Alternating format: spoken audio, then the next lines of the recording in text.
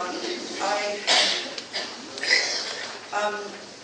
I'm going to do is I'm just going to flick through, I have a PowerPoint presentation with notes that I'm happy to, and links and things that I should have prepared to distribute. But what you're going to see is just basically a flick through my photo album and the comments that I'm going to make in these notes, so I apologise for that. I'm going to flick through things as quickly as I can and rather than make comments that you'll all be familiar with, I'll make some critical comments, and I'm going to stop at a couple of points and talk about what I think are the overwhelming issues at the moment, and there's two of those. Well, yeah, although in another way they're all overwhelming issues. This is a map that was done in 2007 of HIV seroprevalence rates globally. The one thing we could probably say with confidence is that every single one of those figures is wrong. Many of them are taken from ludicrously small sample groups. They're taken from STI clinics. They're taken from studies of sex workers where a sex worker can be defined as somebody who's had sex twice in the last year for some sort of gain. You know, so it's in research. I'm no researcher, but actually I am. I'm no skilled in terms of biostatistics and so on. They also, I don't know enough to, but I do know enough to know that they're wrong. We also know that sero-incidence, that is the rate at which sex workers are acquiring HIV, is extremely important, and we are seeing that plummeting all over the world, and that's not captured as yet in any of the data. But the other thing is, and I'll now share with you all of my mathematical knowledge, which is that we don't have denominators. No figures mean anything, or as I understand it from high school maths. No numerator means anything without a denominator. We have no idea how many people are in these categories. Over time already on that one. What I want to do is kind of sell you an idea that the appropriate response to HIV globally, based on what we know, is that it needs to be an integrated response of three elements: human rights, public health, and social development. And I think it's about social and economic development. And I think those principles are universal. A public health issue is going to look different in Swaziland than Switzerland. You know, a human rights issue is going to look different in Cambodia than Canada. A development issue is going to look different, you know, in Papua New Guinea to Australia. However, I think as I go through, I'd like to stress that I think the principles are all the same. And that's another problem.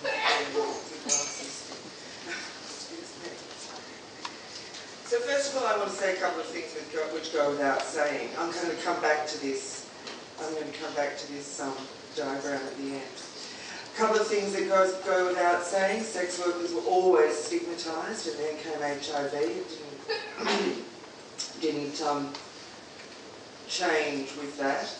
Here's some messages. Tell my clients that I'm going to go through. This is IEC that's developed by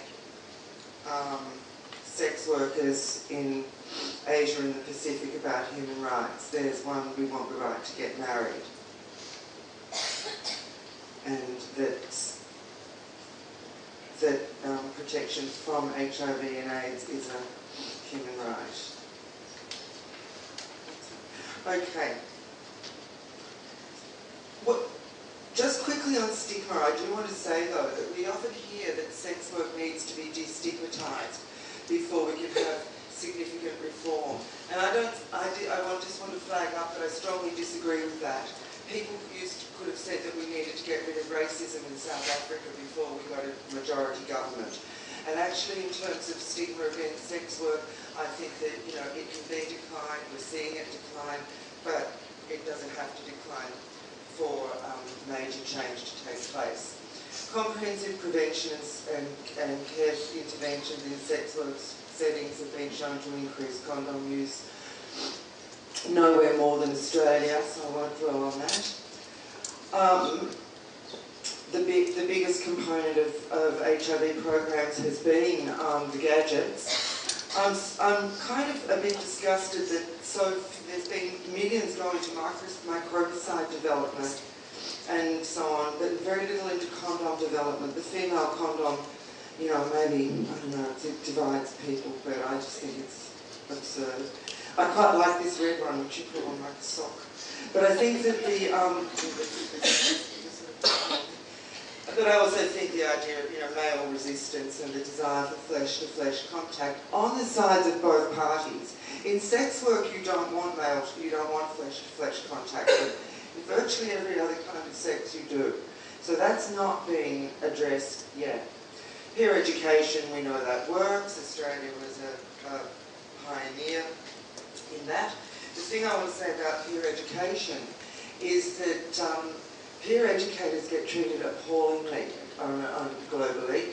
There's no salary, the salaries are low, they're put into dangerous situations, there's no career paths for them.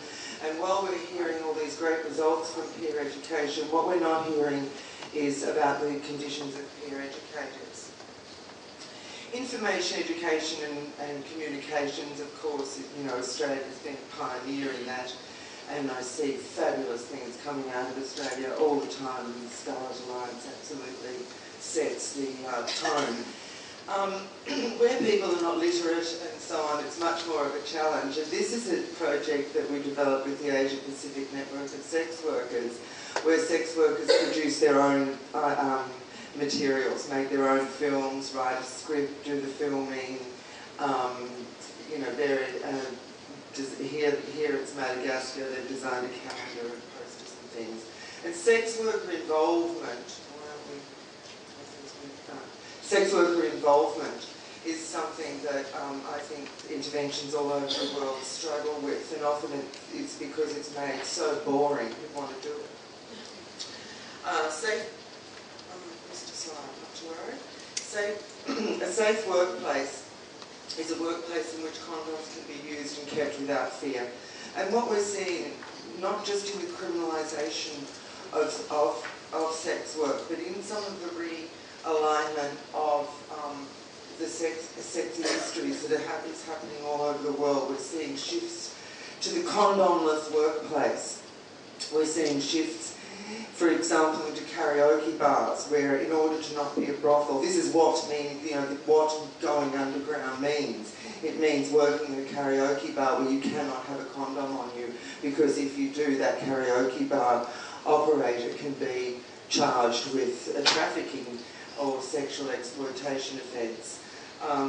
Technology, of course, is incredibly important, being used all over the world to minimise some of the more overt problems associated with working. The Amsterdam Red Light District, dead and gone, and now being replaced by bays in which clients and sex workers can pull in cars. Some people think that's a good idea. I personally believe that the back of a car can never be a safe workplace. We know what a safe workplace looks like. It has running water, it has ventilation, it has all sorts of features that are not in the backs of cars. Sexual and reproductive health services, we certainly know the importance of those. But best you get a transmissible disease. Best you're at risk, you can be a risk to somebody else, because then you'll get services. If you're not going to be a risk to someone else, for example, if you need an abortion, you're not going to get services. So sexual and reproductive health services, and for the infectious and non-infectious diseases and conditions, need to be resolved. Post-abortion care and so on.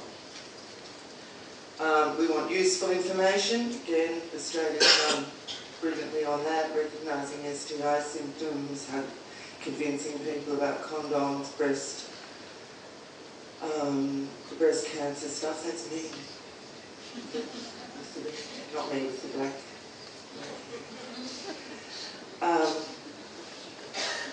There's me again. This is about safe commercial sex, and We were hearing before about unprotected sex. And you know, as every sex worker knows that you can say, you can avoid unprotected sex by saying no, no, no, no, no. You also know that that's going to end you up with an empty wallet at the end of the night. How to sell safe sex is a major skill. These guys who are coming down to St Kilda or wherever and asking for unprotected sex, they don't know what they want. They can be, you know, a skilled sex worker can sort that one right out. And as for things like breaking condoms deliberately, which is what I'm doing with this gorgeous Nigerian pimp, I'm demonstrating how to do doggy position sex without the condom breaking. So this is some people from the NSWP doing bananas and condom things. And I'll just read you a quick quote. I'm really worried about time. Paid sex is different from the intimate sex of lovers. When we're in love, we want to surrender our body totally when we make love. We want high-impact sex, sex that will leave you sweaty like after running. It might even leave you pregnant. Hooray! But the commercial sexual encounter is entirely different. Sex workers pretty much want low-impact sex. Low-impact sex means things like minimal penetration time, no tongue down your throat, no fingers jammed into your orifices, no squeezed breasts, no being squashed for half an hour under a pumping body. The only semen about at the end of low-impact sex is in the condom. The difficulty for the sex worker is that he or she knows that this can be achieved by saying, I've already said this, no, no, no. But what to do? And the Making Sex Work Safe workshop is an attempt to resolve that and to look at safe sex skills, not just telling people how to use a condom. The most marvellous... Oh, I'd like to go up there.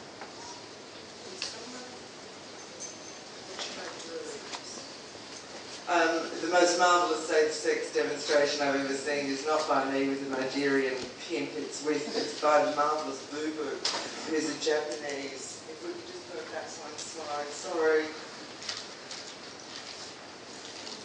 She's a Japanese performance artist and sex worker activist, and this is a set to music piece of 69 different sexual positions, and it's done to music. They did it at the Louvre. She's an acknowledged performance artist.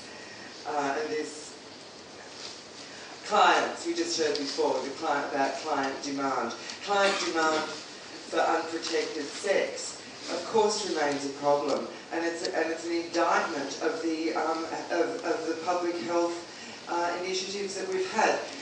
And I don't know much about Australia, but in Cambodia it's certainly an indictment. And the indictment that makes my blood boil is that sex workers are getting raped with condoms. Well done.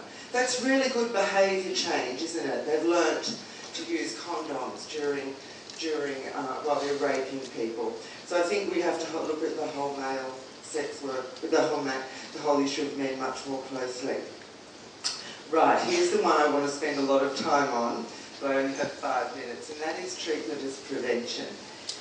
There's been a game changer this week. You know, when we talk about clients waiving money in front of a woman for unprotected sex, in terms of HIV, we now know that if that man is on ARVs, and if she accepts that money, HIV transmission will not occur.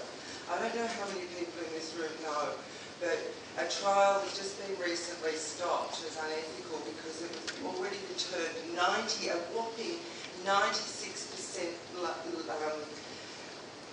fewer transmissions with HIV patients on ARVs. This is a game changer for sex workers. It means that the plummeting HIV rates are due not to condom use, not to behavioural change programs, but to antiretrovirals. And to the sex work, and so what we know from that is that sex workers and clients need to be on antiretrovirals if they're HIV positive. This has massive implications for testing. The date will go on record right now as saying VCT is finished. It's done and gone. We will have opt-out testing. We will have regularised testing. We are already seeing targets for testing in all the USAID programs. So the voluntary counselling and testing days are numbered. The possibility of sex workers being forced to take ARVs for prophylaxis is a spectre on the horizon. And I could go on and on about treatment for prevention. I actually wrote, and microbicides carry similar risks. If people stop using condoms and use microbicides and are not vulnerable to HIV because they're on ARVs or because there's enough people on ARVs to report the infectiousness down, that has really serious implications for pregnancy, for other STIs, and so on. And whether that's an oral 60-70% vaginal microbicide or whether it's an antiretroviral regime. And again, I have lots more information on that. And wish that I was here to give an hour-long lecture on the subject, because at the moment it's what I talk to anybody I can make listen.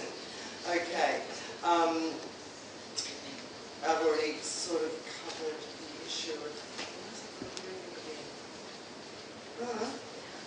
okay. So that sex workers living with HIV have to be a major priority now. If we're going to have barriers to ARVs, we've got barriers to prevention. The spend on sex workers is visible, but in a way, I don't know if it should increase unless the quality increases. The Global Fund is funding some rubbish. Lastly, the violence, I want to go into the human rights issues, which, you know, people from the Scarlet Alliance are much more in touch and able to talk about this than me. But just to say that in 30 years of sitting with groups of sex workers, and I think I've worked in something over 30 developing countries, as well as Australia and Brazil and France, where I've lived, violence is never not been. I've never sat with a group of sex workers where violence is not the top topic. Unfortunately, most of that is about, and of course here we have some ways of dealing with it. And I'm really looking forward this afternoon to hearing about the ugly mugs. But lots of violence is state-sponsored violence. Here's some state-sponsored violence in China. Here's some more state-sponsored violence in India. Only this one's called rescue. The laws that are closing down sex industries, the anti-trafficking and anti-sexual exploitation laws, and I really want to make this point very clearly. Sexual exploitation includes consent. If you work in a brothel, you are sexually exploited. If anybody else profits from your sex work under all the legislation that's been introduced in Korea, in Guatemala, in China, Cambodia, and so on, sexual exploitation and human trafficking are the same thing. Okay, my time's up. Quickly on reducing demand, it's causing human rights abuses and it doesn't work. I won't talk about it. I'll talk about it in questions, but I'll leave on the war on sex and trafficking and sexual exploitation, which, along with the prevention game changer, the fact that we now know that HIV treatment is HIV prevention. The other main issue I think we need to be thinking about is the effect of the war globally on the war on trafficking and sexual exploitation. Thank you.